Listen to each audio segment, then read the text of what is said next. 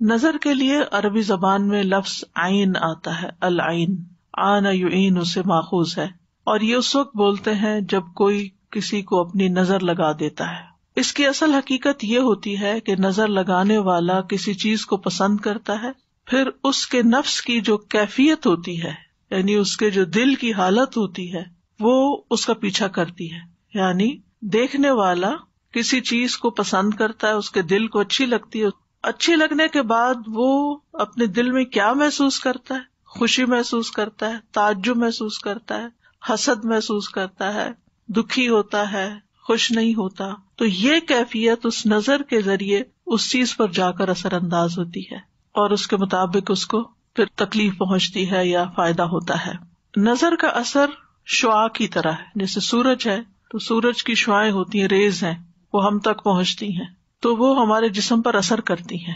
حتیٰ کہ لیٹلی ایک شخص کا کہنا یہ ہے کہ اگر ہر روز کوئی شخص صبح 6 بجے سے لے کر 9 بجے کے بیچ میں سورج کی شعاؤں کو دیکھے، یعنی کہ سورج کو دیکھے، سورج کی شعاؤں کو دیکھے صرف 30 سیکنڈ کے لیے، تو وہ شعاعیں اس کی آنکھوں کے راستے اس کے برین تک پہنچتی ہیں، یعنی وہ روشنی برین تک پہنچتی ہے، اور پھر برین کے وہ اسے ٹریگر ہوتے ہیں جس سے جسم میں کینسر سیلز جو ہیں وہ مرتے ہیں۔ یعنی ایک قدرتی علاج ہے یہ، لیکن عام طور پر کیا ہوتا ہے، لوگ اس وقت سو رہے ہوتے ہیں، اور اگر جاگ بھی رہے ہوتے ہیں، سردیوں میں تو خیر 9 بجے سورج ہی نکل رہا ہوتا ہے، یا بادل ہی ہوتے ہیں، نظر نہیں آتے۔ تو کہتے کہ اگر بادل بھی ہوں تو پھر ٹائم بڑھا دیں، 5-6 منٹ کر دیں، لیکن وہ جو صبح کی روشنی ہوتی ہے، مارننگ لائٹ جو ہوتی ہے، اس کو دیکھنا ضروری ہے، وہ فائدہ مند ہے۔ اب ہے تو وہ روشنی، لیکن وہ روشنی آپ کے اندر جا رہی ہے تو آپ کے اندر کو بھی متاثر کر رہی ہے، آپ کے لیے صحت کا باعث بن رہی ہے۔ تو اسی طرح جو چیزیں نگاہ کے ذریعے ہمارے جسم کے اندر جاتی ہیں، وہ چیزیں ہماری شخصیت پر، ہمارے جسم پر، ہماری روح پر، ہمارے دل پر اثر انداز ہوتی ہیں، اور ہم عام طور پر اس کو سمجھتے نہیں ہیں۔ تو نظر لگانے والے کی آنکھ سے ایسی شعاع نکلتی ہے، ایسی ریز نکلتی ہیں جو نشانہ بننے والے کو نقصان دیتی ہیں۔ اب تو آپ دیکھیں مائکرو ویو میں بھی چیز جل جاتی ہے، صرف کیا ہے اس کے اندر، کوئی آگ تو نہیں لگی ہوئی، ریز ہیں، انویزیبل ریز ہیں۔ اسی طرح پتھروں کو توڑنے کے لیے بھی بعض ریز استعمال ہوتی ہیں، جیسے گال بلیڈر کے جو سٹونز ہوتے ہیں ان کو لیزر کے ذریعے ریموو کیا جاتا ہے۔ اسی طرح کچھ اور تھراپیز بھی لیزر کے ذریعے کی جاتی ہیں، یہ جو لیزر کے ذریعے بالوں کی جڑوں کو جلا دیا جاتا ہے۔ تو یہ بات پہلے زمانے میں تو شاید سمجھ میں نہ آتی لوگوں کو، لیکن اب یہ سمجھنی کچھ مشکل نہیں کہ یہ ریز جو ہے یہ اثر انداز ہوتی ہیں۔ نظر جو ہے وہ حسد کی وجہ سے بھی ہو سکتی ہے، اور اپنے پیاروں کو بھی لگ جاتی ہے۔ اب ڈپینڈ کرتا ہے کہ کس شخص کی نظر کیسی ہے۔ کچھ لوگوں کی نظر میں زیادہ تاثیر ہوتی ہے، نظر کرم بھی کہتے ہیں نا، یعنی جہاں بری نظر ہوتی ہے وہاں اچھی نظر بھی ہوتی ہے، محبت کی نظر بھی ہوتی ہے، اور دوسرے کے ساتھ ایک احساس کی نظر بھی ہوتی ہے، کیئر کی نظر بھی ہوتی ہے، وہ بیمار کو فائدہ دیتی ہے۔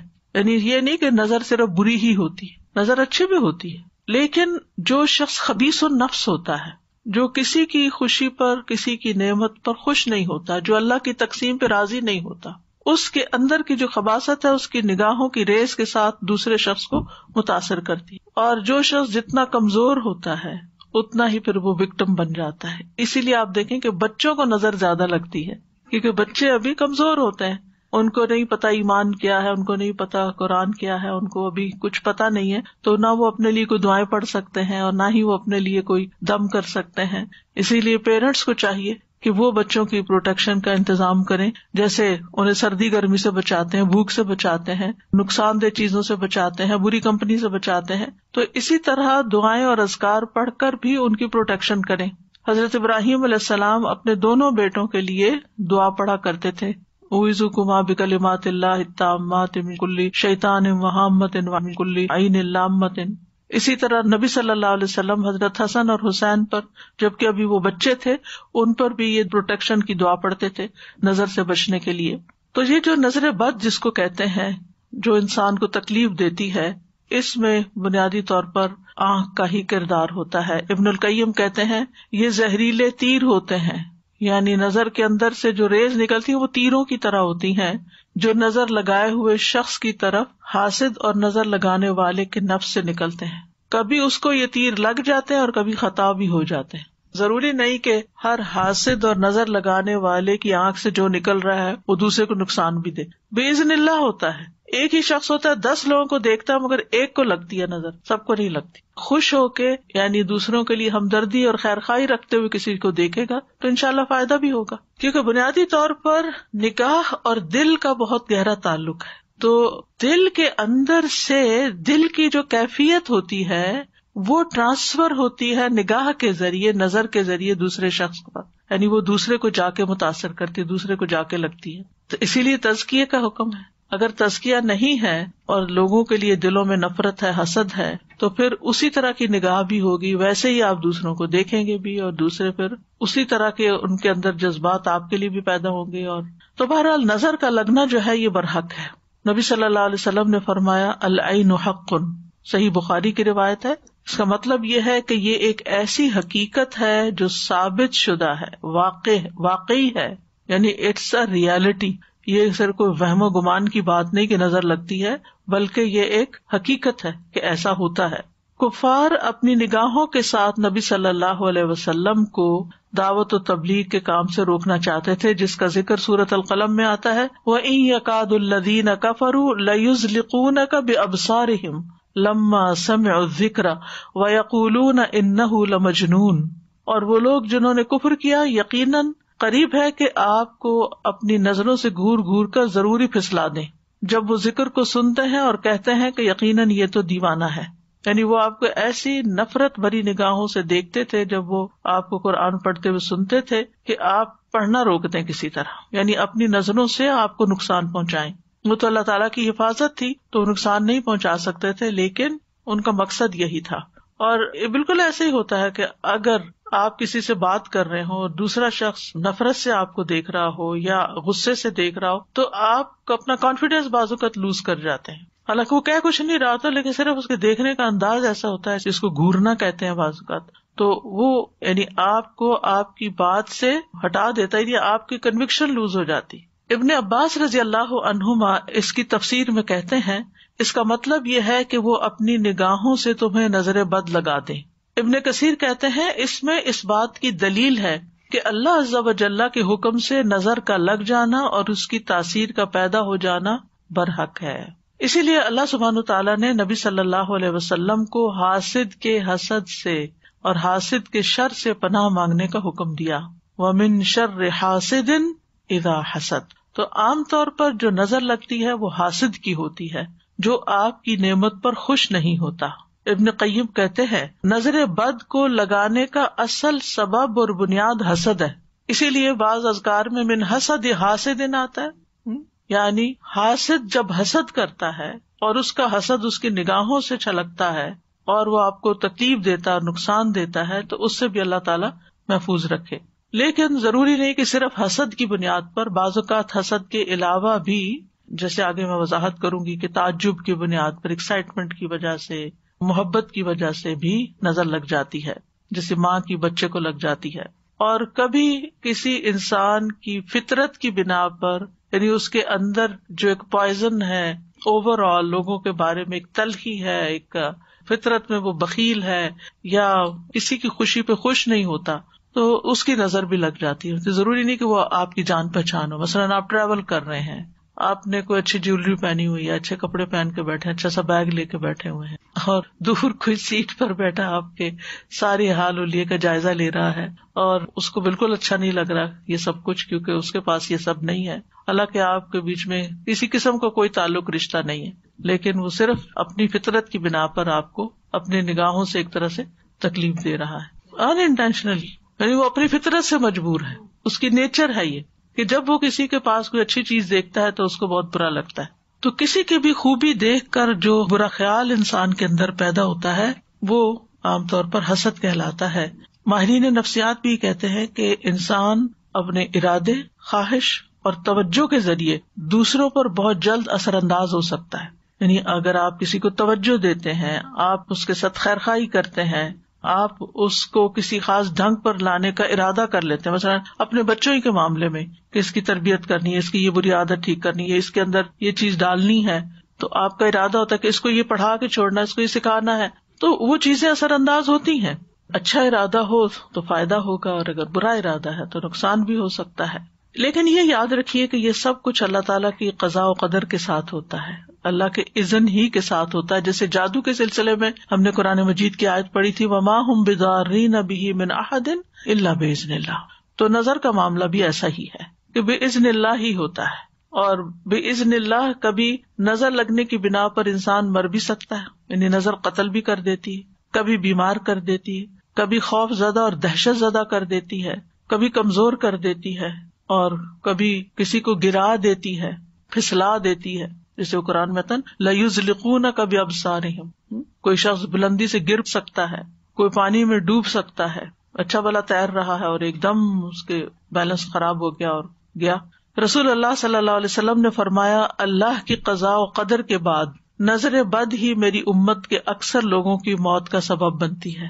ایک اور حدیث میں آپ نے فرمایا کہ نظر بد آدمی کو قبر میں اور اونٹ کو ہانڈی میں پہنچا دیتی ہے، یعنی انسان مر کے قبر میں پہنچ جاتا ہے اور اونٹ کو ذبح کر لیا جاتا ہے اور لوگ پکا کے اس کو کھا جاتے ہیں، حالانکہ وہ اچھا بھلا ہوتا ہے. تو بہرحال اس تمہید کا مقصد یہ تھا کہ ہم یہ اچھی طرح جان لیں کہ ہمارے دین میں اس کا کیا کانسیپٹ ہے. کچھ لوگ تو ہر چیز میں نظر کا اثر ماننے شروع ہو جاتے ہیں اور کچھ کسی چیز میں بھی اثر نہیں مانتے. تو اعتدال کی راہ وہی ہے جو ہمارے دین کی ہے کہ لگ بھی سکتی اور نہیں بھی لگ سکتی، باذن اللہ ہی سب کچھ ہوتا ہے. تو آج کی آیات میں ہم دیکھتے ہیں سورۃ یوسف کی، جس میں یوسف علیہ السلام کے والد یعقوب علیہ السلام اپنے بچوں کو لوگوں کی نظر بد سے بچانے کے لیے ایک خاص حکم دیتے ہیں. آیات سنیے، پھر اس کے بعد ان کی ہلکی پھلکی وضاحت کریں گے. اور یعقوب نے کہا، اے میرے بیٹو، تم سب شہر میں ایک دروازے سے داخل نہ ہونا، بلکہ تم مختلف دروازوں سے الگ الگ داخل ہونا، اور میں اللہ کی طرف سے آنے والی کسی چیز سے تمہیں نہیں بچا سکتا. حکم تو صرف اللہ ہی کا چلتا ہے، اسی پر میں نے توکل کیا، اور اسی پر پس چاہیے کہ توکل کرنے والے توکل کریں. اور جب وہ شہر میں اسی طرح داخل ہوئے جس طرح ان کے والد نے انہیں حکم دیا تھا، تو انہیں اللہ کے مقابل کوئی چیز کام نہ آئی، سوائے اس کے کہ یعقوب کے دل میں ایک خیال آیا تھا جسے اس نے پورا کیا. اور بے شک وہ البتہ علم والا تھا جو ہم نے اسے سکھایا تھا، لیکن اکثر لوگ جانتے نہیں.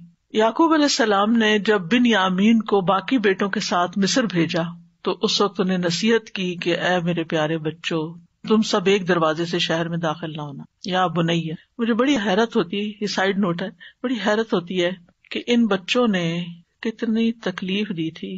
یعقوب علیہ السلام زندگی بھر کا روگ لگا لیا تھا، اپنے بھائی کو بظاہر مار ڈالا تھا، ختم کر دیا تھا، لیکن باپ کا رویہ کیسا رہا اولاد کے ساتھ؟ وہ ان پہ ناراض نہیں ہوئے، انہوں نے ان کو گھر سے نہیں نکالا، انہوں نے ان کو تانے نہیں دیے، انہوں نے ان کو بات بات پر ڈانٹا نہیں، بلکہ یا بنیا کہہ کے پکارتے ہیں. اس میں تربیت اولاد کا ایک بہت بڑا پہلو چھپا ہوا ہے کہ اولاد اپنی ہی ہے نا، جو بھی کرے وہ اپنی ہی ہے نا. اگر آپ ان کے لیے نہیں تو پھر کون ہوگا؟ وہ کچھ بھی کریں، آپ کو محبت سے، پیار سے اور خیر خواہی کے ساتھ ان کی تربیت کرنی ہے، ان کو اپنا بنانا ہے، ان کی غلطیوں کو معاف کرنا ہے، انہیں سیدھے راستے پہ لانا ہے. کیونکہ محبت جو کچھ کر سکتی ہے وہ نفرت نہیں کرتی. یعنی کتنی تکلیف ہوگی ان کے دل میں، اور کتنا مشکل ہوتا ہے کہ جب بچوں کی طرف سے تکلیف بھی پہنچے اور پھر انسان انہیں گلے بھی لگائے اور انہیں پیار سے بھی بلائے. لیکن بہت سے والدین اس کی پرواہ نہیں کرتے، اور وہ اگر بچوں نے کوئی ایسا کام کر لیا ہے جو قتل سے بڑا کیا جرم ہو سکتا ہے، باقی جرائم تو اس سے چھوٹے ہی ہوتے ہیں، اگر انہوں نے کوئی ایسا کام کر لیا ہے تو اس کہتے ہیں شکل نہ دکھاؤ، تم گھر سے نکل جاؤ، اور ڈسون کر دیتے ہیں، چھوٹی چھوٹی باتوں پر لڑنے مرنے پہ تیار ہو جاتے ہیں. ایسے بچوں کی زندگی حرام کر کے رکھ دیتے. تو بہرحال کہتے ہیں میرے پیارے بچوں، تم سب ایک دروازے سے شہر میں نہ جانا. انہیں پروٹیکٹ کرنے کے لیے سفر کرنے کا طریقہ بتا رہے ہیں، بلکہ مصر میں مختلف دروازوں سے ایک ایک دو دو کر کے داخل ہونا، تاکہ تم لوگوں کی نگاہ میں نہ ہو، تمہیں بری نظر نہ لگے.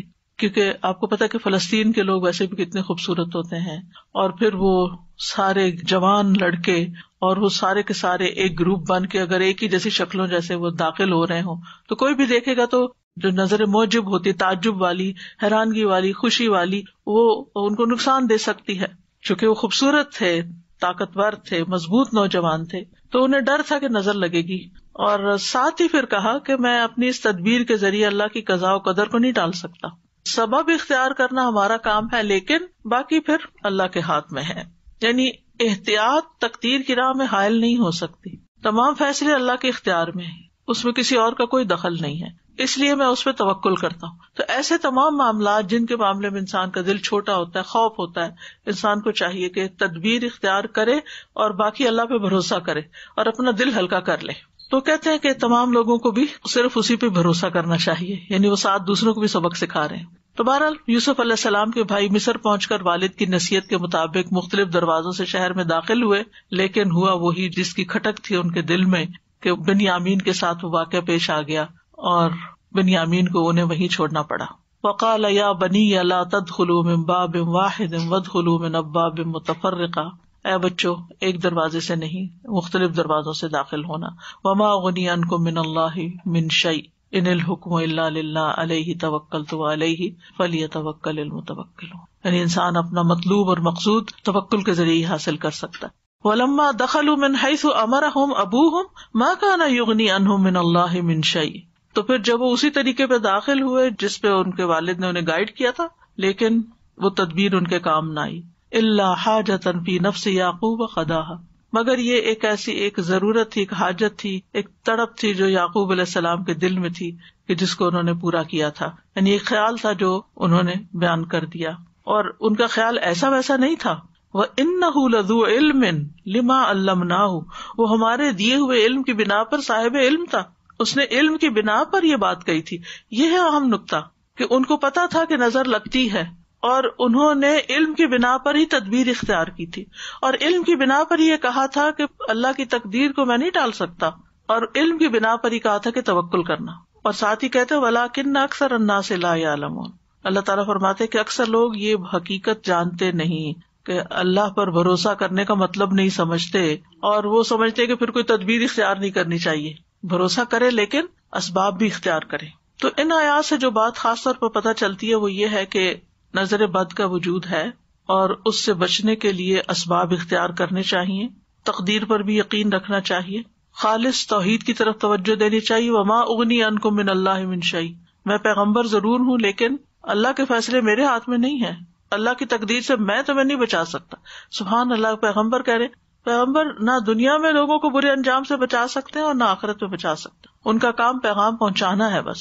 اور زندگی کا ایک اہم اصول ہمیں پتہ چل رہا ہے کہ اگر ہمیں اپنے روزمرہ کی زندگی میں کسی چیز کا خطرہ محسوس ہو رہا ہو تو اس کے بارے میں ہمیں محتاط رہنا چاہیے، لیکن اس کے ساتھ ساتھ زندگی روکی تو نہیں جا سکتی. احتیاط کا مطلب سفر روک دینا نہیں ہوتا.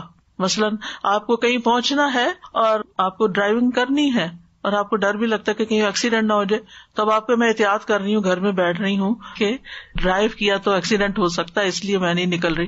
نہیں، آپ احتیاط کریں لیکن اپنا کام بھی کریں اور پھر معاملہ اللہ کے سپرد کر دیں. تو بہرحال یہ تھا نظر بد کے بارے میں قرآن سے جو حکم ہمیں ملتا ہے یا واقعہ ہمیں ملتا ہے، اور اسی طرح جو نبی صلی اللہ علیہ وسلم کے ساتھ کفار معاملہ کر رہے تھے. تو ان ساری باتوں سے یہ پتہ چلتا ہے کہ بہرحال نظر بد کا ایک وجود ہے اور یہ لوگوں پر اثر انداز ہوتی ہے. اب اس کی کچھ قسمیں ہیں. پہلی ہے مخلوق کے اعتبار سے نظر کی اقسام. مخلوق کے اعتبار سے جس میں انسانوں کی بھی نظر لگتی ہے، جنوں کی بھی لگتی ہے، جانوروں کی بھی لگتی ہے. جی، انسانی نظر، جناتی نظر اور حیوانی نظر. انسانی نظر میں ام سلمہ سے مروی ہے کہ ان کے گھر میں ایک لڑکی دیکھی گئی جس کے چہرے پہ کالے دھبے پڑ گئے تھے. تو نبی صلی اللہ علیہ وسلم نے دیکھ کے فرمایا اس پہ دم کرو کیونکہ اسے نظر لگ گئی ہے، یعنی اس کا رنگ خراب ہو گیا ہے.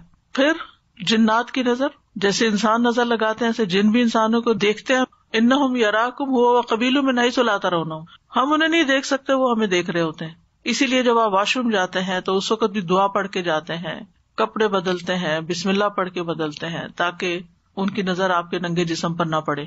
تو یہ جو حدیث ہے نا حضرت ام سلمہ والی، اس میں صفعۃ کا لفظ آتا ہے. صفعۃ کا معنی ہوتا ہے نظرۃ من الجن، جنوں کی نظر، یعنی اس بچی کو جنوں کی نظر لگی ہوئی ہے. یہ تو آپ کو معلوم ہے نا کہ بعض جن انسانوں پہ عاشق ہو جاتے ہیں، ان کے پیچھے پڑ جاتے ہیں، ان کو نقصان دیتے ہیں وغیرہ وغیرہ.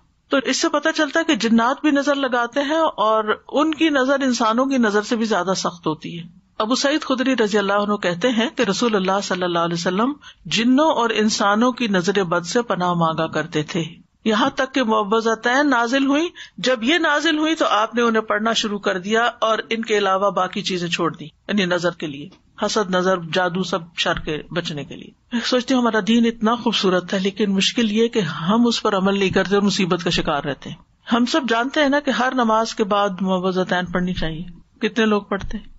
یہ نہیں تو مجھے حساب نہیں دینا، لیکن کہنے کا مطلب یہ ہے کہ ہمارے مسلمانوں میں سے کتنے لوگ اس کا اہتمام کرتے ہیں. اگر پڑھ لی 1-2 کے بعد پڑھ لیا، اب اسی وقت جلدی ہے، بھائی اٹھتے اٹھتے چلتے چلتے بھی پڑھ لو. اگر آپ کو جلدی کچن میں ہی جانا ہے، وہ گھر سے نکلنا ہے، تو اس کو چھوڑو نہیں. 1-1.5 منٹ لگتا ہے، کچھ بھی نہیں دیر لگتی. لوگ بڑے بڑے وظیفے کرتے، 1000 دفعہ یہ پڑھ لو، 1.25 دفعہ فلاں تسبیح کر لو.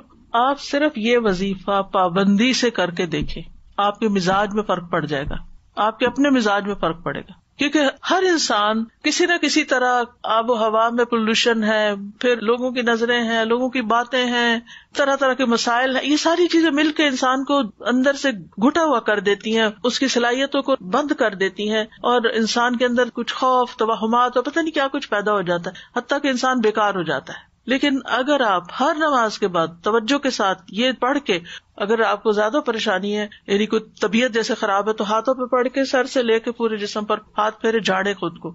اگر دل زیادہ غمگین ہے تو صرف دل کے مقام پر پڑھ کے جھاڑ دیں. اور اگر ٹھیک ہے، ماشاءاللہ صحیح سلامت ہے، اللہ ہمیشہ ایسے رکھے، تو آپ ویسے ہی پڑھیں. یہ سنت ہے، ثواب سمجھ کے پڑھیں. اگر ہم سنتوں کا اہتمام شروع کر دیں نا، تو ہمارے بہت سے مسائل خود بخود حل ہو جائیں. ہمیں دین میں کوئی بھی چیز بے وجہ نہیں سکھائی گئی کہ اس وقت یہ کام کر لو اور اس وقت یہ کر لو. ہر ایک چیز کا ایک مقصد ہے. وَلَٰكِنَّ أَكْثَرَ النَّاسِ لَا يَعْلَمُونَ. لہٰذا وہ مشکلات کا شکار رہتے ہیں. پھر آپ دیکھیے کہ تیسری ہے حیوانی نظر. جیسے آپ نے گھر میں پیٹ رکھا، بلی ہے مثلا. اچھا، اب یہ ہے کہ آپ خود کھانا کھا رہے ہیں، اب بلی آپ ہوئی بیٹھ کے دیکھ رہی ہے، تو آپ دیکھیں کہ ان کو تو دکھ ہوگا کہ مجھے کیوں نہیں دے رہے، مجھے تو ایک بدمزہ کھانا دے دیتے ہیں اور خود مزے مزے کے خوشبو والے کھانے کھاتے ہیں. تو اسی طرح کو طوطا، کبھی طوطا چشم سنا ہے؟ طوطا رکھا ہوا آپ نے گھر میں، تو وہ آپ کو گھور گھور کے دیکھ رہا ہے. تو ان کی نظروں کا بھی شر ہوتا ہے جب وہ آپ سے ناراض ہوتے ہیں. مرغیاں رکھی ہوئی ہیں یا اور اسی طرح کے جانور ہو سکتے ہیں، تو ان سب کو بھی خوش رکھنا اور ان کے بھی شر سے محفوظ رہنا جو ہے وہ بھی ایک کام ہوتا ہے. کچھ لوگ کتا پال لیتے. ہم نے کبھی سوچا کہ کیوں منع کیا کہ کتا اندر نہ رکھو؟ کوئی وجہ ہوگی نا، کوئی اس کا نقصان یا شر ہوگا نا جس کی وجہ سے ہمیں منع کیا گیا. لعاب دہن کا تو ہم سب کو پتا ہی ہے کہ اس کے اندر ایسی چیزیں ہیں کہ جو نقصان دیتی ہیں، لیکن اس کے علاوہ اس کی نگاہوں کا بھی شر ہو سکتا ہے، اور یہ بھی اس کی فطرت کہ ہو سکتا ہے کسی وقت وہ غصے میں آ جائے اور آپ ہی کو چیٹ پھاڑ کرے. تو یعنی کہ آرگیومنٹ ہر وقت نہیں کرنی چاہیے، یہ کیوں منع کر دیا، ہمارے دین میں تو یہ بھی منع ہے اور وہ بھی منع ہے، زندگی مشکل ہے. بھئی کوئی تمہارے ہی فائدے کے لیے منع ہے جو چیزیں منع ہے. ان کو اللہ نے اس لیے نہیں بنایا کہ تم اپنے گھر میں رکھو ان کو، انہیں کسی اور کام کے لیے بنایا. بہرحال تو دوسرا ہے تاثیر کے اعتبار سے نظر کی اقسام، جس میں ایک خوشی یا تعجب والی نظر ہوتی ہے. جیسے آپ اپنے بچے کو دیکھتے ہیں کہ ماشاءاللہ بہت اچھا ہے، پیارا ہے، اور آپ کی ہر بات مان لیتا ہے، نماز بھی پڑھ لیتا ہے اور بھی کام کرتا جا رہا ہے، تو آپ بہت خوش ہو جاتے ہیں اس سے، اور یکا بگڑ کے بیٹھ جاتا ہے، نمازیں چھوڑ دیتا ہے، غلط سلط کام کرنے لگتا ہے، تو آپ کو سمجھ نہیں آتی کہ اس کو کیا ہو گیا. کئی ماؤں کو آپ نے کہتے ہوئے سنا گا یہ میرا بچہ سب سے شریف بچہ تھا اور یہی مجھے سب سے زیادہ ستا رہا ہے. تو اس میں ایک وجہ ہو سکتی ہے کہ یعنی نظر لگی ہوئی، اور آپ ہی کی اپنی لگی ہوئی. وہ حسد کی نظر نہیں ہوتی، وہ پیار کی نظر اور تعجب کی نظر، خوشی کی نظر. کیونکہ آپ نے جب دیکھا تو اللہ کا نام نہیں لیا، بارک اللہ نہیں کہا، کوئی دعا نہیں دی، الحمدللہ نہیں کہا. کیونکہ جب ہمیں نعمتیں اوپر تلے ملنے لگتی ہیں نا، تو ہم سمجھتے ہیں کہ یہ ہماری کوششوں کا نتیجہ ہے، یا ہمیں الحمدللہ کہنے کی توفیق نہیں اس وقت ہوتی، یا بارک اللہ نہیں کہتے، یا لا حول ولا قوة ماشاء اللہ نہیں کہتے. وہ باغ والے کا قصہ سورۃ الکہف میں آتا ہے نا، تو اللہ تعالیٰ فرماتے ہیں وَلَوْلَا إِذْ دَخَلْتَ جَنَّتَكَ قُلْتَ مَا شَاءَ اللَّهُ لَا قُوَّةَ إِلَّا بِاللَّهِ إِن تَرَنِي أَنَا أَقَلَّ مِنْكَ مَالًا وَوَلَدًا. جب تو اپنے باغ میں داخل ہوا تو تو نے یہ کیوں نہ کہا ما شاء اللہ لا قوة الا باللہ. اپنا باغ ہے، اپنا گھر ہے. کبھی ایسا ہوتا ہے نا کہ آپ سارا گھر خوب صاف کر لیتے ہیں، چمک اٹھتا ہے، آپ ہر چیز نئے سرے سے جگہ بدل کے رکھتے ہیں، تو ایسا لگتا ہے کہ نئے گھر میں آ گئے. تو اس وقت ہم دیکھا میں نے کتنی محنت کی، دیکھا میں جب دل خوش ہو تو ماشاء اللہ کہیں، اپنا گھر دیکھ کے بھی ماشاء اللہ کہیں، اپنی شکل دیکھ کے ماشاء اللہ کہیں اگر بہت اچھی لگ رہی. اکثر لوگوں کو شکوہ ہی رہتا ہے. پھر اسی طرح محبت کرنے والے کی نظر لگنا. ابن حجر کہتے ہیں نظر کبھی خوشی اور تعجب کی صورت میں بھی لگ جاتی ہے، اگرچہ وہ حسد کے بغیر ہی کیوں نہ ہو، اگرچہ وہ کسی محبت کرنے والے کی طرف سے ہو، اگرچہ وہ کسی نیک آدمی کی طرف سے ہو. اور اگر کسی آدمی کو کوئی چیز اچھی لگے تو اس کو فوراً اس چیز کے لیے برکت کی دعا کرنی چاہیے جو اس کو اچھی لگی ہے، یہ اس کی طرف سے دم ہو جائے گا. یعنی کسی نے کوئی اچھی بات کہی، کوئی اچھا کام کیا، فوراً کہیں بارک اللہ فیکم، اللہ تمہیں برکتیں دے، تاکہ وہ جو اچھا کر رہا ہے نا اس میں اور اضافہ ہو جائے. یہ نہ ہو کہ وہ پہلا بھی ہاتھ سے جائے. پھر ہے حسد کرنے والے کی نظر. یہ جو نظر بد ہے یہ حاسد اور خبیث نفس سے نکلتی ہے. اس کا مالک بھی خبیث ہوتا ہے، نہیں ایسی نظر والا. اور اس میں اصل میں نعمت کے ختم ہونے کی خواہش ہوتی ہے جو اللہ نے محسود کو دی ہے. جیسے اہل کتاب نبی صلی اللہ علیہ وسلم سے حسد رکھتے تھے اور کیا چاہتے تھے، لو یردونکم من بعد ایمانکم کفارا حسدا من عند انفسہم من بعد ما تبین لہم الحق. یعنی وہ کیا چاہتے ہیں کہ تمہارے ایمان کے بعد پھر سے تمہیں کافر بنا دیں اپنے دلوں کے حسد کی وجہ سے، اس کے بعد کہ حق ان کے لیے خوب واضح ہو چکا ہے. پھر ایک ہے بیمار کر دینے والی نظر، اور یہ وہ نظر ہے کہ جس کے لگنے سے انسان کے اندر جسمانی بھی اور روحانی بیماریاں پیدا ہو سکتی ہیں. نبی صلی اللہ علیہ وسلم نے فرمایا، بے شک نظر بد آدمی کو اللہ کے حکم سے دیوانہ کر دیتی ہے، مجنون کر دیتی ہے، نفسیاتی مریض بنا دیتی ہے. پھر ہے العین المعطلہ متلفہ، کسی خاص عضو کو بیکار کر دینے والی نظر. یعنی جسم کا کوئی حصہ بہت خوبصورت کسی کو لگ رہا ہے اور وہ دیکھتا ہے تو وہ حصہ کام کرنا چھوڑ دیتا ہے، شل ہو جاتا ہے یا بیکار ہو جاتا ہے. پھر آگ والی نظر، مہلک نظر، اور یہ وہ قسم ہے کہ جس کو لگتی ہے اس کے اوپر فوری شدید ترین اثر ہوتا ہے. اسمائی کہتے ہیں، میں نے ایک آدمی کو دیکھا، اس کی نظر بہت کثرت سے لگتی تھی. اس نے کسی گائے کے متعلق سنا کہ اس کو اس کے دودھ کی دھار کا نکلنا اچھا لگا، تو اس نے کہا ان میں سے کون سی گائے ہے؟ تو انہوں نے اس گائے سے توریہ کرتے ہوئے کہا کہ فلاں گائے ہے. کوئی اور گائے بتا دی، وہ دودھ والی نہیں بتائی کہ اس کو نظر نہ لگ جائے. ہوا یہ کہ دونوں ہی ہلاک ہو گئی، دودھ والی بھی دوسری بھی. میں نے اسمائی سے یہ بھی کہتے ہوئے سنا، جب میں کوئی ایسی چیز دیکھتا ہوں جو مجھے اچھی لگتی ہے تو محسوس کرتا ہوں کہ میری آنکھوں سے ایک تپش حرارت نکلتی ہے، آنکھ میری گرم ہو جاتی ہے. اپنی فیلنگ، یعنی کہ ان کو یہ تھا کہ میری نظر لگ جاتی ہے. تو بعض اوقات کسی کو نہیں پتا کہ اس کی نظر لگتی ہے یا نہیں، لیکن بعض لوگوں کو خود محسوس ہو جاتا ہے کہ دیکھنے کے بعد اس کی آنکھیں جیسے جلن سی ہونے لگتی ہے نا آنکھوں میں، اس طرح کی کیفیت پیدا ہو جاتی ہے. جی السلام علیکم استاذہ جی. ایک صاحبہ خود کہتی ہیں کہ میری نظر بہت پتھر پہاڑ ہے تو مجھ سے سنبھل کے رہنا. تو ریئلی ان کو دیکھ ان کو فیل ہوتا ہے، بلکہ جب وہ کچھ بھی ایسے دیکھتی ہیں سب نے محسوس کیا کہ نظر لگتی ہے ان کی، کیونکہ ان کے یہاں ایک ایکویریم تھا اور وہ فش بہت پھل پھول رہی تھی اچھی بہت. تو کہنے لگی کہ میں نے اس کو بولا بس تم جو ہے نا بہت کھا لیا تم نے، تم بہت زیادہ اچھی ہو رہی ہے تو صبح مر جانا. اور یقین کریں وہ صبح میں فش ختم ہو گئی. اور ایک دن وہ آئی اور انہوں نے کہا وہ تمہارے گلاس کتنے پیارے ہیں، لیکن ماشاءاللہ نہ میں کہہ سکی، بھول گئی. اور تو صبح میں وہ دونوں گلاس جب ڈش واشر سے نکالے اسی کونے سے جہاں انہوں نے کہا تھا نا اس کے کونے کتنے پیارے ہیں جو اوپر کی، وہ دونوں ٹوٹے ہوئے تھے. تو ماشاء اللہ کہنا بہت بہت ضروری، اگر وہ نہیں کہہ رہی تو خود کہنا ضروری ہے. اب نظر لگنے کی وجوہات کیا ہوتی ہیں؟ پہلی بات یہ کہ جو کچھ ہوتا ہے اللہ کے حکم سے ہوتا ہے. ان الحکم الا للہ. اللہ سبحانہ تعالیٰ نے چونکہ یہ زندگی یہ دنیا آزمائش کے لیے بنائی ہے، تو جس طرح اور چیزیں کچھ ہمارے لیے بیماری کا باعث بنتی ہیں، وائرسز ہیں، بیکٹیریاز ہیں، جراثیم ہیں، ایسے ہی یہ چیز بھی امتحانوں میں سے ایک امتحان ہے، اللہ کے لشکروں میں سے ایک لشکر ہے. پھر اسی طرح یہ یاد رکھنا چاہیے کہ ما اصاب من مصیبت الا باذن اللہ، اللہ کے اذن سے ہی مصیبت آتی.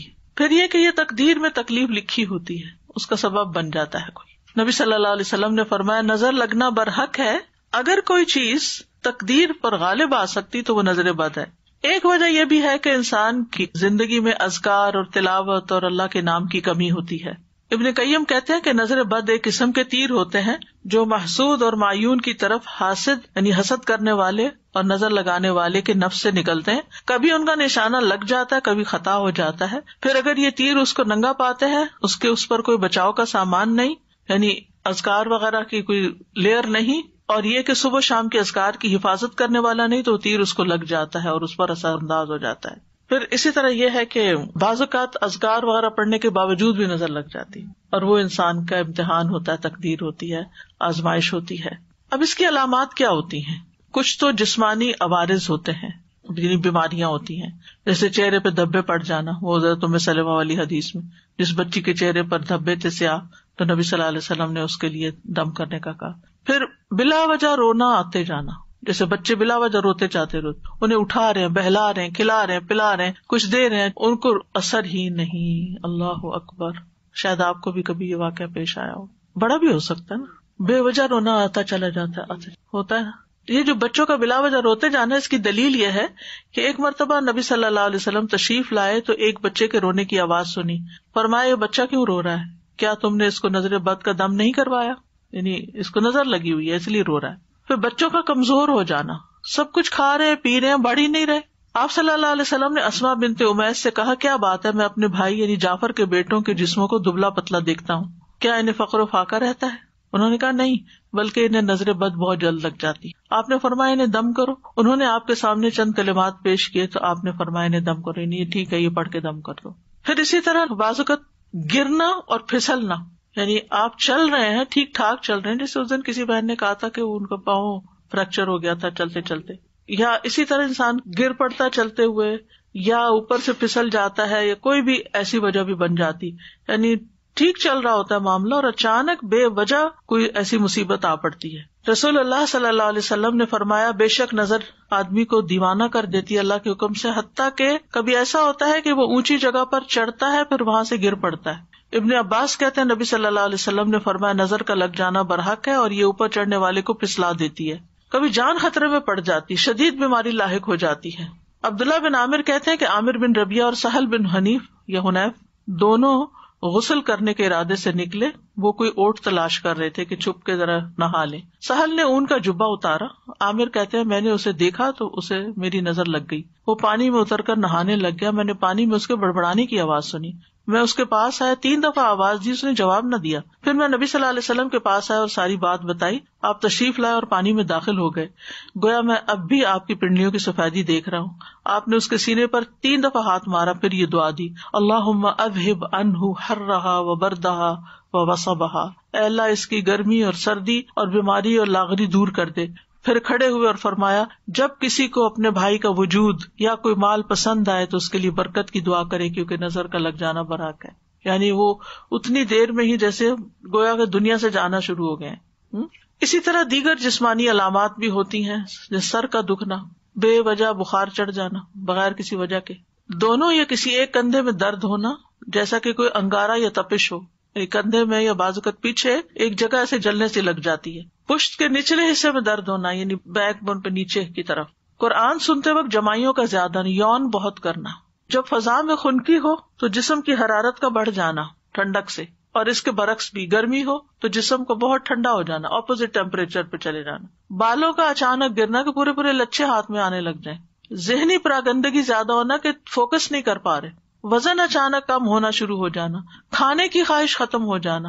چیز کو ذہن میں رکھنے، حفظ کرنے اور سمجھنے کی قدرت نہ ہونا، فوگی سا ذہن ہو جانا.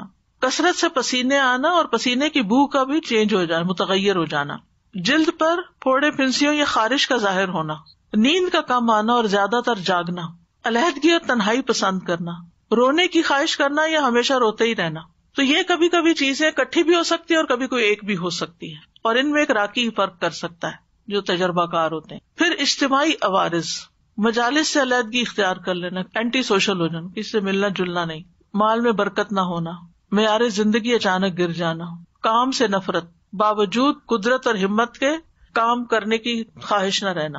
رزق تلاش کرنے سے روگردانی کرنا، بہت کام کر لیا میں ریٹائرمنٹ لینا چاہتا ہوں. لوگوں پہ تہمت لگانا کہ یہ مجھے گھورتے ہیں، یہ بھی اس کی ایک علامت ہوتی ہے. کتنی عجیب بات ہے کہ فلاں مجھے دیکھ رہا تھا، فلاں مجھے گھور رہا تھا. اور اسی طرح کے دیگر نفسیاتی بیماریوں کا پیدا ہو جانا. اب کرنے کا کام کیا ہے؟ سب سے پہلے تو اللہ پہ بھروسہ کرے. مَا مِن دَابَّةٍ إِلَّا هُوَ آخِذٌ بِنَاصِيَتِهَا، سب کی پیشانی کے بال اللہ کے ہاتھ میں ہیں، سب اللہ کے کنٹرول میں ہیں. حسبی اللہ لا الہ الا هو علیہ توکلت وہو رب العرش العظیم. فوراً اللہ کی طرف رغبت کرے، اللہ کی پناہ لیں. نبی صلی اللہ علیہ وسلم نے فرمایا اللہ تعالیٰ سے نظر لگنے سے پناہ مانگو، جیسے ہم اور چیزوں سے مانگتے ہیں نا پناہ کہ ان سے بچا اللہ تعالیٰ ہمیں، تو اس سے بھی بچنے کی دعا کرنی چاہیے کیونکہ نظر کا لگ جانا برحق ہے. رسول اللہ صلی اللہ علیہ وسلم نے فرمایا اللہ تعالیٰ فرماتا ہے میرا محبوب بندہ اگر مجھ سے مانگتا ہے تو میں اسے دیتا ہوں، اگر وہ کسی دشمن یا شیطان سے میری پناہ مانگتا ہے تو میں اسے محفوظ رکھتا ہوں. پھر نعمتوں کو چھپانا، بہت زیادہ نعمتوں کا اظہار نہ کریں، لوگوں کو نہ بتائیں میرے پاس یہ بھی ہے یہ بھی ہے یہ بھی ہے، کیونکہ دوسرے لوگوں کو پھر حسد ہونے لگتا ہے. ابو ہریرہ رضی اللہ عنہ مرفوعاً یعنی نبی صلی اللہ علیہ وسلم سے روایت کرتے ہیں, تم اپنی ضرورتوں کو پورا کرنے کے لیے ان کو رازداری میں رکھ کر مدد حاصل کرو, بے شک ہر صاحب نعمت حسد کیا جاتا ہے. پھر ہے حاسد سے بچ کے رہنا, یعنی جس کا پتہ چل جائے کہ یہ آپ سے جیلس ہے اس سے بس تھوڑا تعلق کم کریں, ضرورت سے ہی ملے. کوئی بھی اچھی چیز دیکھ کر برکت کی دعا دینا, ماشاء اللہ لا قوت الا باللہ پڑھنا. مال کے علاوہ کچھ اور چیز اچھی لگے تو بارک اللہ کا لفظ استعمال کرنا. مال اچھا لگے, گھر اچھا لگے تو ماشاء اللہ لا قوت الا باللہ, لیکن اگر اس کے علاوہ کوئی چیزیں اچھی لگے تو اللہ برکت دے, بارک اللہ فیکم بارک علیکم. اسی طرح دنیا کی اگر کوئی چیز بہت اچھی لگ رہی ہے تو آخرت کو یاد کریں, لبیک ان العیش عیش الاخرہ, اصل زندگی تو آخرت کی زندگی ہے, یہ تو ختم ہو جانے والی ہے. اگر کسی کے پاس ہے بھی تو کتنے دن کے لیے. کسی کو بیمار دیکھیں تو دعا پڑھے, الحمدللہ الذی عافانی مما ابتلاک بہ وفضلنی علی کثیر ممن خلق تفضیلا. پھر شرکیہ کاموں سے بچنا, نظر اتارنے کے لیے ایسے کام نہیں کرنا کہ جس میں شرک ہو. پھر کچھ لوگوں سے بچ کے رہنا جن کے یہ خصائص ہوں, لیکن کچھ لوگ ایسے ہوتے ہیں جو آپ کے والدین بھی ہو سکتے ہیں, ان میں سے کوئی آپ کے بچے ہو سکتے ہیں, بہن بھائی ہو سکتے ہیں, رشتے نہیں کاٹنے لیکن ڈسٹینس.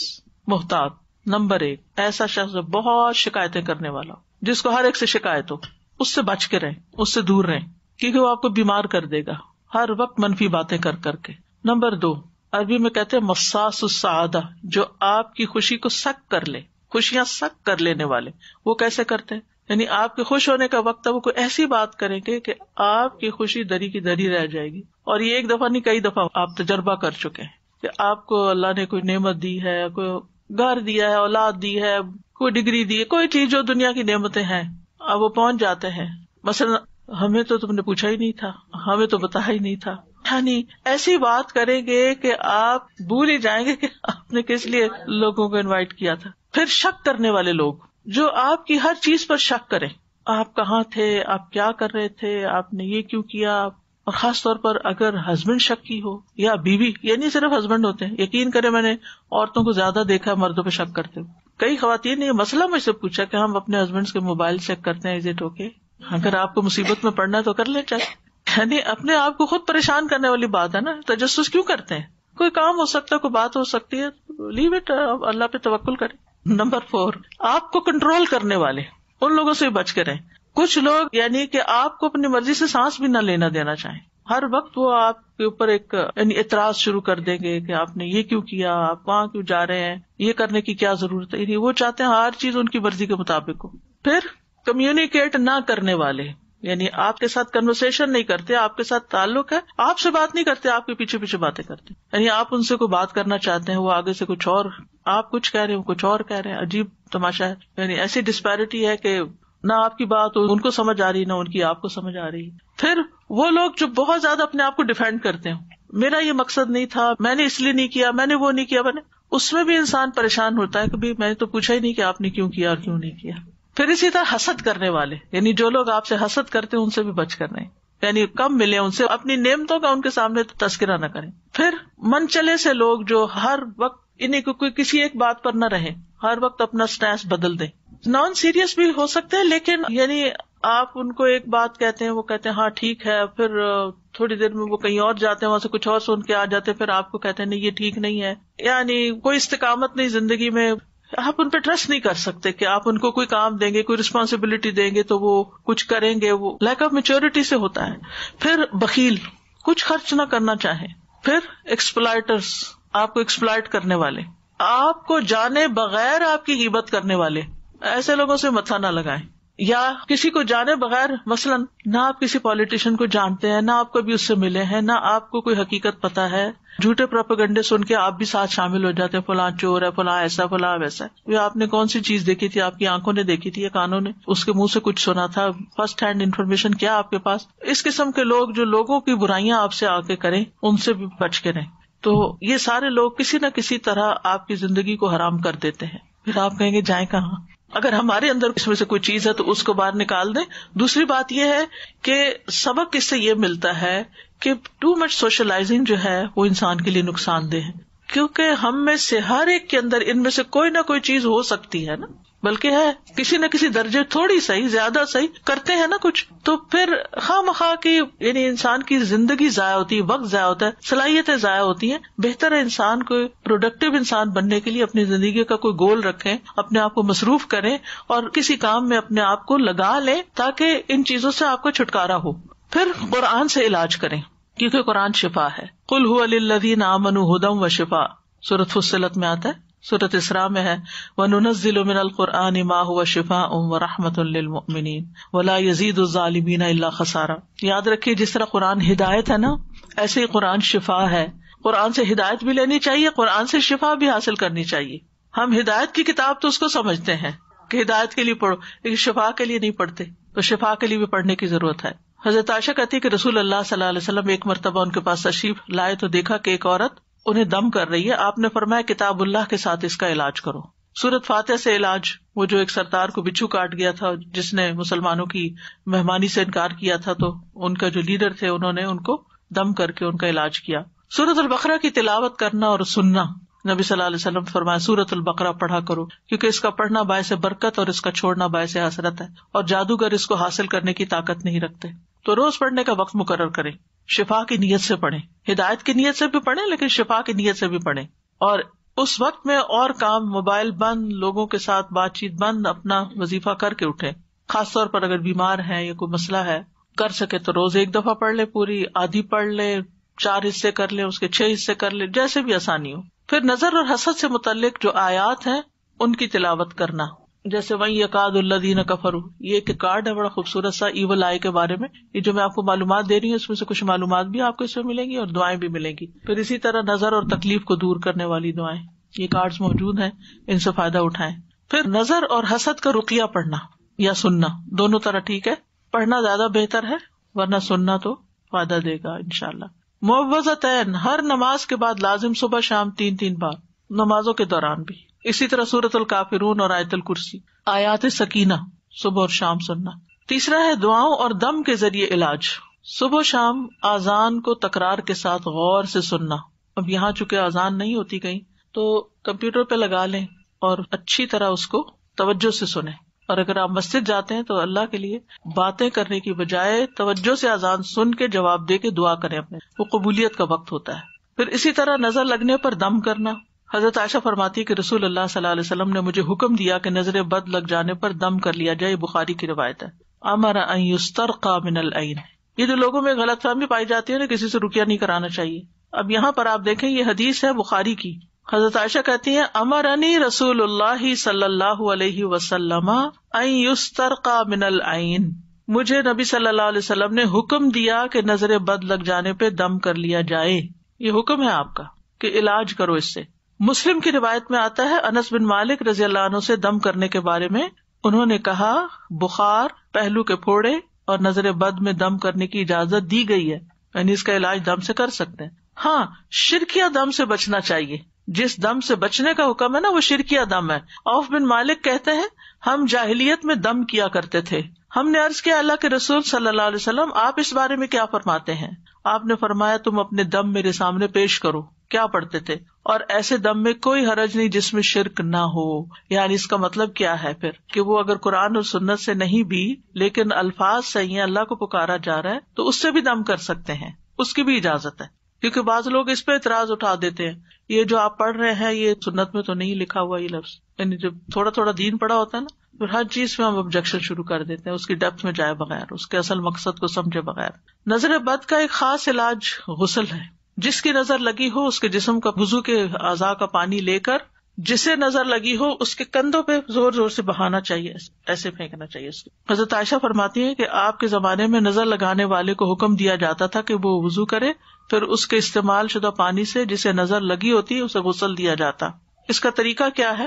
جب آپ نے حضرت عامر کو وضو کا حکم دیا تو انہوں نے اپنا چہرہ، ہاتھوں، کونیوں اور دونوں گھٹنے تک ٹانگیں، صرف پاؤں نہیں گھٹنے تک، تھوڑا سا ٹانگوں کا اندرونی حصہ ان کو دھویا اور پھر اس پانی کو کلیکٹ کیا گیا اور حضرت سہیل کے پیچھے کندھوں پر پھینکا گیا جس کی وجہ سے ان سے اثر دور ہو گیا. یعنی ایک آدمی ان کے سر پر ان کے پیچھے سے پانی بہا رہا تھا، ٹھیک ہے نا، کیونکہ اگر آگے سے پائیں گے تو منہ میں چلا جائے گا. پیچھے سے پیالے کو الٹ رہا تھا جو ہی غسل ختم ہوا حضرت سہل اس طرح چل دیے جیسے کوئی تکلیف ہی نہ ہوئی. جو ہاتھ دھونے کا حکم ہے نا وضو کی طرح نا کونیوں تک دھونے ہوتے ہیں ہاتھ, ٹھیک ہے, پاؤں بھی گھٹنوں تک. پتہ نہیں کس کی لگی ہے تو جس مجلس میں لگی ہے اس کے سارے لوگ ایک پیالے میں پانی کے اندر ہاتھ ڈالیں جی, اور پھر اس پیالے سے اس کے اوپر وہ پانی ڈالا جائے, چھینٹے مارے جائیں. اگر وہ چلا گیا ہے اب تو اس کی اگر کوئی بھی چیز ہے, اگر وہ چائے پی کے گیا مثلا تو جس کپ میں اس نے چائے پی ہے نا وہ اس کا پانی لے لیا جائے. اگر اس کا کوئی کپڑا یا کوئی چیز ہے تو وہ پانی میں ڈبو لی جائے, یہ اس سے شفا ہو جاتی ہے. اصل میں اگر دین نہیں پڑھا نا اس لیے برا مانتے ہیں. اگر مجھ سے کوئی کہے کہ پانی دے دے تو میں تو دے دوں گی, مجھے تو کوئی مسئلہ نہیں ہے, میں تو انسان ہوں, کمزور ہو سکتا ہے, میری نظر لگ گئی ہے, نظر برحق ہے, کیا ہوا, محبت سے بھی لگ جاتی ہے. تو اگر نہیں پتا نا تو یہ میں کہہ رہی ہوں کہ جہاں آپ کو لگا کہ اس مجلس میں گئی تھی اور یہاں لگی تھی, وہاں جتنے لوگ ہیں ان سے ریکویسٹ کریں کہ یہ پانی کا پیالہ ہے, اس کے اندر ہاتھ ڈال دیں, بس ہاتھ ڈالنا ہے سب نے, بس انہیں بتا دیں کہ یہ نظر کا علاج ہے اور سب کا پانی لے رہے ہیں تاکہ کوئی ایک پن پوائنٹ نہ ہو, ٹھیک ہے نا. پھر قرآنی آیات پڑھی جائیں جن میں لفظ حسد آتا ہے, جیسے کفارن حسدن من عند انفسہم, البقرہ 109, النساء 54, ام یحسدون الناس والی آیت. پھر سورۃ طٰہٰ 131, ولا تمدن عینیک الی ما متعنا بہ. سورۃ کہف 39, ولولا اذ دخلت جنتک قلت ما شاء اللہ. پھر سورۃ الملک 1-4, فرجع البصر هل تری من فطور والی آیت جو ہے نا, تبارک الذی سے لے کے ینقلب الیک البصر خاسئا وهو حسیر تک. پھر وَإِن يَكَادُ الَّذِينَ كَفَرُوا لَيُزْلِقُونَكَ والی آیت, سورۃ القلم 51. پھر سورۃ الاسراء کی آیت 82, وَنُنَزِّلُ مِنَ الْقُرْآنِ مَا هُوَ شِفَاء. پھر سورۃ الشعراء وَإِذَا مَرِضْتُ فَهُوَ يَشْفِينِ. پھر سورۃ فصلت آیت 44, وَلَوْ جَعَلْنَاهُ قُرْآنًا أَعْجَمِيًّا. پھر مسنون دعائیں ہیں, اعوذ بکلمات اللہ التامۃ من کل شیطان وہامۃ ومن کل عین لامۃ. میں پناہ لیتا ہوں اللہ کے پورے پورے کلمات کے ذریعے اور ہر ایک شیطان سے اور ہر زہریلے جانور سے, ہامہ, اور ہر نقصان پہنچانے والی بری نظر سے, لامہ. پھر اولاد کو اللہ کی پناہ میں دینا, جیسے نبی صلی اللہ علیہ وسلم صحیح بخاری کی روایت میں آتا ہے کہ حضرت حسن اور حسین کے لیے پناہ طلب کیا کرتے تھے, اعوذکما کہہ کے. اور یہ جو ہامہ ہے نا, ہامہ ہر موذی جانور ہوتا ہے, کیڑے مکوڑے, سانپ, بچھو وغیرہ ساری چیزیں آ جاتی ہیں اس میں.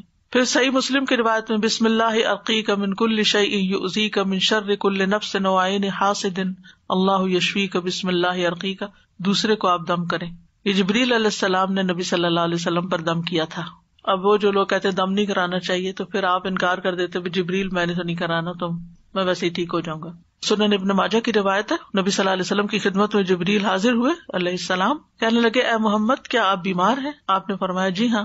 تو انہوں نے کہا بسم اللہ ارقیک من کل شیء یؤذیک من شر کل نفس وعین حاسد اللہ یشفیک بسم اللہ ارقیک.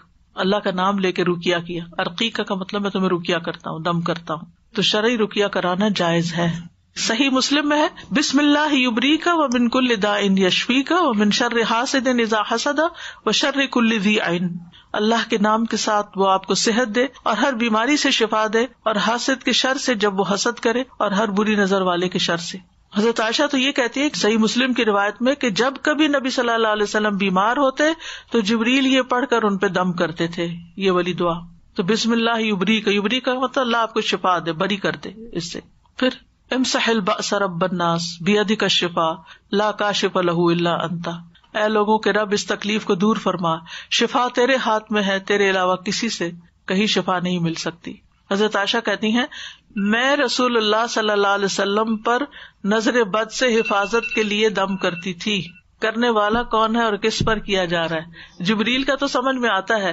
حضرت عائشہ رسول اللہ صلی اللہ علیہ وسلم پہ دم کر رہی ہیں, تو مطلب یہ کہ عورت اپنے باپ کو, بھائی کو, بیٹے کو, شوہر کو دم کر سکتی ہے کہ میں رسول اللہ صلی اللہ علیہ وسلم پر نظر بد سے حفاظت کے لیے دم کرتی تھی. وہ اس طرح کہ میں اپنا ہاتھ ان کے سینے پر رکھتی اور یہ دعا کرتی امسح البأس رب الناس بیدک الشفاء لا کاشف لہ الا انت. اے لوگوں کے رب اس تکلیف کو دور فرما, شفا تیرے ہاتھ میں ہے, تیرے علاوہ اسے کہیں اور سے شفا نہیں مل سکتی.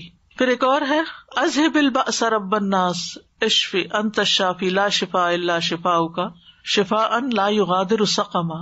اے لوگوں کے رب اس تکلیف کو دور فرما, مجھے شفا عطا فرما, تو ہی شفا دینے والا ہے, تیرے علاوہ کسی کی شفا کچھ نہیں کر سکتی. ایسی شفا عطا فرما جو بیماری کا نام و نشان بھی نہ چھوڑے. اور پھر اس کے علاوہ کچھ اور مسنون دعائیں جیسے اللہم انی اسألک من الخیر کلہ عاجلہ وآجلہ ما علمت منہ وما لم اعلم واعوذ بک من الشر کلہ عاجلہ وآجلہ ما علمت منہ وما لم اعلم، اور اللہم انی اسألک من خیر ما سألک عبدک ونبیک واعوذ بک من شر ما عاذ بہ عبدک ونبیک، اللہم انی اسألک الجنۃ وما قرب الیہا من قول وعمل واعوذ بک من النار وما قرب الیہا من قول وعمل واسألک ان تجعل کل قضاء قضیتہ لی خیرا۔ تو یہ ہر قسم کے شر سے حفاظت کی دعا ہے۔ پھر اعوذ بکلمات اللہ التامۃ من غضبہ وشر عبادہ ومن ھمزات الشیاطین وان یحضرون، میں اللہ کے کامل کلمات کی پناہ میں آتا ہوں اس کی ناراضگی سے، اس کے بندوں کی شرارتوں سے، شیطانوں کے وسوسوں سے، اور اس بات سے کہ وہ میرے پاس آئیں۔ تو یہ ڈر اور گھبراہٹ کے وقت کی دعا ہے۔ نبی صلی اللہ علیہ وسلم صحابہ کو یہ سکھاتے تھے۔ اب کون انسان ہے جو کہے کہ مجھے کبھی گھبراہٹ نہیں ہوئی؟ بلا وجہ بعض اوقات بیٹھے بیٹھے گھبراہٹ شروع ہو جاتی ہے، سمجھ نہیں آتی کیا وجہ ہوئی ہے، تو اس سے نکلنا بہت جلدی ضروری ہے، ورنہ یہ چیزیں انسان کے اعصاب کو کمزور کر دیتی ہیں۔ پھر اعوذ بکلمات اللہ التامات من شر ما خلق شام کے وقت 3 بار، اور کسی جگہ اگر پڑاؤ کرے، کسی جگہ پر جائیں تو وہاں بھی پڑھ لیں، جہاں لوگوں کی گیدرنگ میں جائیں نا وہاں بھی پڑھ لیا کریں کہ کسی کی نظر نہ لگے، کیونکہ انسان خاص طور پہ تیار ہو کے جاتا ہے۔ بسم اللہ الذی لا یضر، تو صبح شام ہے ہی 3 دفعہ، اور اللہم عافنی فی بدنی، اللہم عافنی فی سمعی، اللہم عافنی فی بصری، لا الہ الا انت، صبح شام 3 بار۔ تو یہ ساری چیزیں تو ہمارے دین نے ہمیں سکھا دی ہیں، ضرورت اس بات کی ہے کہ ہم ان پر عمل کرنے والے بنے۔ اللہ ہمیں توفیق عطا فرمائے۔